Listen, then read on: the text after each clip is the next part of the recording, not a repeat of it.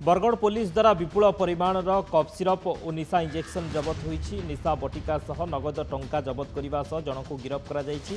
शनिवार टाउन थाना police सहरर ward number 1 मालपड़ार एक घरे चढ़ाऊ कर विपुल परिमाणर कफ सिरप निशा इंजेक्शन निशा बटिका जबत करिछि। एही घटनारे घर मालिक बुलू साहू को गिरफ करी पुलिस तदंत जारी रखिछि। बरगढ़ सहर में दिनकु दिन निशा कारबार वृद्धि होगा सह युवगोष्ठी पथभ्रष्ट होउछन्ति।